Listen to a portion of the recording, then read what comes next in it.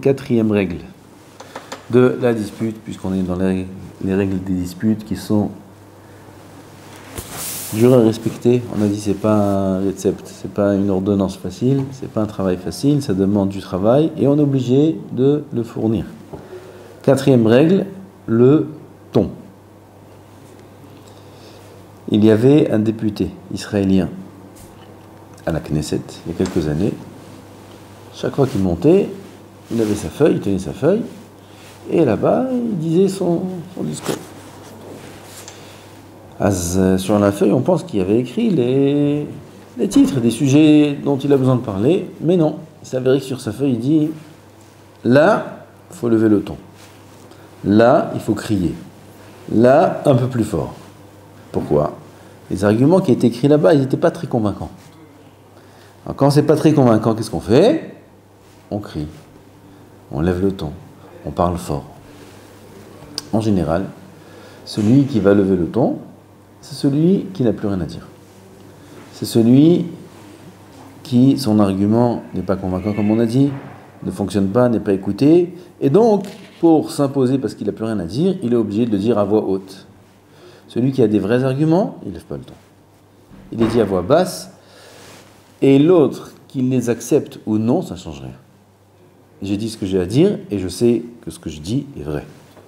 Celui qui en doute sur ce qu'il dit, alors il a besoin de crier. Le problème est, pour une autre raison encore, c'est que quand on intervient et on rentre dans les paroles du deuxième, lui il est en train de parler. Elle veut le couper. Elle ne peut pas le couper au même volume. Elle est obligée d'augmenter le volume. Alors elle augmente le volume, pour qu'il l'entende, sinon il ne veut pas l'entendre. Lui il veut rentrer dans ses paroles à elle, il est obligé d'augmenter le volume à son... Et elle, à nouveau, et là les tons haussent, on arrive au 4e degré, encore 1 degré, et tout l'immeuble est avec nous. Tout le monde est au courant de ce qui se passe, si on continue encore plus, alors c'est une sphère du quartier même. Ça crie, ça... 3e problème, c'est ce que dit le Mesilat Yesharim, le Chovot Halevavot. Chovot Halevavot, c'est Rabbeinu Bechaye qui l'a écrit, et là-bas il dit une règle d'or. Achar apeulot nimshachim alevavot. Les cœurs se conduisent selon les actions. Le cœur se conduit selon l'action. C'est-à-dire que les actions extérieures vont être celles qui vont influencer sur notre intérieur. Si à l'extérieur, en l'occurrence on parle du ton, je vais parler à voix basse, comme dit le Ramban, que dans tous les cas, avec toute personne, à chaque moment, toutes les paroles doivent être dites benahat. Benahat, c'est-à-dire de manière paisible, calme. À partir du moment où je vais lever le ton, alors je vais changer mon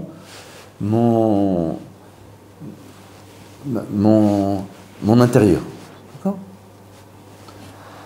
J'ai pas le mot en français. Si je vais parler benahat calmement, mon intérieur va rester calme. Si je vais hausser le ton, mon intérieur va changer. En haussant le ton, même si je ne veux pas m'énerver, même si je suis très calme à l'intérieur, c'est juste pour qu'il m'écoute, ou qu'elle m'écoute. Elle ne m'écoute pas, elle crie, je suis obligé de rentrer et argumenter, mais à plus haut volume pour qu'elle m'entende. À partir du moment où je vais lever le ton, même si je suis tout à fait calme à l'intérieur, ça va déclencher la colère. Et là, on va partir dans une autre forme de dispute totale, et ça peut aller très loin, étant donné qu'après la colère, l'homme n'est plus maître de ses actions. Comme ça, le Zohar dit, lorsqu'un homme se met en colère, sa neshama sort, et c'est une autre neshama qui rentre en lui, une neshama mauvaise. C'est pour ça qu'il est appelé comme Oved Avodah Zara, parce que là, il sert une autre force, qui n'est pas lui. Et c'est pour ça qu'il n'arrive plus à se contrôler, et qu'il lui dit le lendemain, je ne sais pas ce qui m'a pris. Je ne sais pas ce qui m'a pris de te parler comme ça. Je ne sais pas pourquoi je t'ai dit ça. Je ne sais pas pourquoi j'ai fait ça. Pourquoi je t'ai cassé le bras non plus. Je ne sais pas pourquoi. Je ne sais pas ce qui m'a pris.